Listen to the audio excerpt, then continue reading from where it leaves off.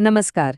TET, MPSC, police भरती आणि इतर सर्व स्पर्धा परीक्षांसाठी अत्यंत महत्त्वाच्या अशा गणितातल्या सूत्रांच्या या सविस्तर विश्लेषणामध्ये तुमचं स्वागत आहे.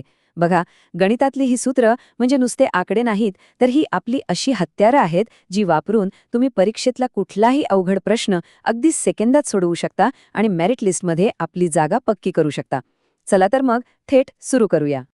आजच्या या सेशनमध्ये आपण काय काय कव्हर करणार आहोत तर बीजगणितातले वर्ग आणि घन, भूमितीतली क्षेत्रफळ आणि घनफळाची सूत्र, रोजच्या व्यवहारातला नफा तोटा, वेग आणि सरळ व्याज, आणि शेवटी एक मस्त झटपट रिव्हिजन आपण करणार आहोत, अगदी कट टू कट.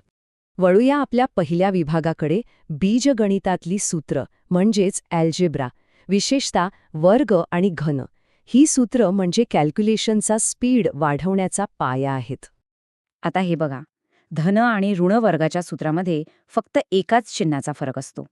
तुम्हाला a² + 2ab + b² तर माहितीच असेल, पण जेव्हा वजाबाकी येते तेव्हा फक्त त्या 2ab आधी वजाबाकीचं चिन्ह लावायचं, बस एवढाच बदल. ही छोटीशी ट्रिक लक्षात ठेवली ना की परीक्षेच्या गडबडीत अजिबात गोंधळ उडत नाही. आता हे सूत्र पहा, a² - b² बरोबर एका कंसात a + b आणि दुसऱ्या कंसात a - b. हे दोन वर्गांच्या वजाबाकीचं सूत्र आहे. तुम्हाला सांगतो, MPSCच्या पेपरमध्ये जे फसव्या आकडेमोडीचे प्रश्न येतात ना, तिथे हे सूत्र म्हणजे जणू एखादा जादूचा शॉर्टकट आहे. मोठ्या संख्यांचा वर्ग करत बसण्याऐवजी फक्त एकदा बेरीज आणि एकदा वजाबाकी करा, काम तमाम. आणि हाच लॉजिक आपण घनांच्या म्हणजेच क्यूब्सच्या बाबतीतही लावू शकतो. दोन्ही सूत्रांमधला फरक नीट पाहिलात तर तुमच्या लक्षात येईल की वजाबाकीच्या सूत्रामध्ये अधिक आणि वजा चिन्हे एकाड एक कशी छान येतात. आधी प्लस, मग मायनस, परत प्लस आणि शेवटी मायनस. चुका टाळण्यासाठी ही एक भारी पद्धत आहे बरं का. बरं, आकड्यांच्या या जगरात थोडं बाहेर येऊया. आता विचार करा, एखादी जागा किंवा आकाराचं मोजमाप आपल्याला करायचंय, तर ते अगदी अचूकपणे कसं करता येईल? म्हणूनच आपला दुसरा विभाग आहे भूमितीय सूत्र म्हणजेच जॉमेट्री. 2 डायमेन्शनल किंवा द्विमितीय जागेचं क्षेत्रफळ कसं काढायचं ते आता आपण पाहूया. इथे आपण सगळी महत्त्वाची सूत्र एकाच जागी आणली आहेत. चौरसाचं क्षेत्रफळ म्हणजे बाजूचा वर्ग, आयतासाठी लांबी गुणिले रुंदी, त्रिकोणासाठी अर्धा गुणिले पाया गुणिले उंची आणि वर्तुळाचा विचार केला तर πr². हा तक्ता असाच्या असा डोक्यात फिट बसवून घ्या, अगदी झोपेतून उठून विचारलं तरी सांगता आलं पाहिजे. आता पुढची स्टेप, विभाग तिसरा, भूमितीतलं घनफळ म्हणजेच व्हॉल्यूम. जेव्हा आपल्याला एखाद्या आकाराची एकूण कपॅसिटी किंवा धारण क्षमता मोजायची असते तेव्हा आपण 3D कडे वळतो.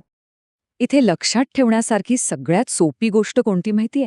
जेव्हा आपण 3D डायमेन्शनमध्ये जातो तेव्हा आधीच्या क्षेत्रफळाला फक्त आणखी एका लांबीने किंवा उंचीने गुणायचं असतं. घनाचा व्हॉल्यूम a³, क्युबॉइडसाठी लांबी गुणिले रुंदी गुणिले उंची आणि सिलेंडरसाठी πr²h. पायाच्या क्षेत्रफळाला उंचीने गुणलं की आलं तुमचं उत्तर. यानंतर वळूया विभाग 4 कडे, व्यावसायिक गणित म्हणजेच कमर्शियल मॅथ्स, नफा आणि तोटा. स्पर्धा परीक्षांमध्ये हमखास मार्क मिळवून देणारा हा टॉपिक आहे. नफा आणि तोटा काढताना फक्त एक साधं लॉजिक वापरायचं. विक्री किंमत आणि खरेदी किंमत यातलं मोठं कोणतं आहे? नफा असेल तर साहजिकच विक्री किंमत जास्त असते आणि तोटा असेल तर खरेदी किंमत. त्यामुळे मोठ्या संख्येतून छोटी संख्या वजा करायची, विषय संपला. कुठलाही फॉर्म्युला रट्टा मारण्याची गरज नाही. आता नफ्याची टक्केवारी काढायची म्हटलं की अनेकांना घाम फुटतो, पण अजिबात घाबरायचं नाही. फक्त या 3 स्टेप्स फॉलो करा. पहिली स्टेप, नफा काढा. दुसरी स्टेप, त्याला नेहमी खरेदी किमतीने म्हणजेच कॉस्ट प्राइसने भागा. आणि तिसरी स्टेप, त्याला 100ने गुणा. झालं. कितीही किचकट आकडा असू द्या, या प्रोसेसने टक्केवारी हमखास बरोबर येते. चला, व्यावहारिक गणिताला थोडं पुढे नेऊया. आपला 5वा विभाग आहे वेग आणि सरळ व्याज. वेगाचा अगदी बेसिक फंडा काय आहे? वेग म्हणजेच स्पीड, बरोबर? कापलेलं एकूण अंतर भागिले त्यासाठी लागलेला वेळ. फक्त हे एकच सूत्र इकडे तिकडे फिरवून तुम्ही वेळ, वेग आणि अंतराचं कोणतंही गणित सहज सोडवू शकता. अगदी असंच सरळ व्याजाचं आहे. आर्थिक गणितं सोडवण्यासाठी हे एक परफेक्ट समीकरण आहे. मुद्दल, दर आणि काळ या तिन्हींचा गुणाकार करा आणि त्याला 100नी भागा, म्हणजेच PRT भागिले 100.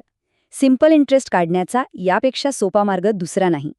आणि आता फायनल टच, विभाग 6, झटपट रिव्हिजन. परीक्षेच्या त्या प्रेशरमध्ये ही सगळी हत्यारं एकाच झटक्यात कशी आठवायची? आता जो सारांश दिसतोय ना, त्याचा एक मेंटल स्नॅपशॉट घेऊन ठेवा. डोळे मिटा आणि आठवा. बीजगणितातले वर्ग आणि घन, क्षेत्रफळ, घनफळ, नफा तोटा, वेगाचं सूत्र आणि सरळ व्याज. पेपर हातात आल्यावर गणिताचा भाग पाहताच ही सगळी साधनं आपल्या मेंदूत एकदम रेडी असली पाहिजेत. आता विचार करा, ही सूत्र पाठ केल्याने फक्त आपला मौल्यवान वेळ वाचतो का? तर नाही, ती आपल्याला अचूक उत्तराची 100% गॅरंटी देतात. त्यामुळे जाता जाता एवढा नक्की विचार करा, ही सूत्र म्हणजे फक्त पाठ करायची आकडेवारी आहे की इतरांना मागे टाकून यशाच्या शिखरावर पोचण्याचा सर्वात जवळचा आणि खात्रीशीर मार्ग आहे. ठरवा तुमचं तुम्ही. हे विश्लेषण पाहिल्याबद्दल खूप खूप धन्यवाद. परीक्षेसाठी ऑल द बेस्ट.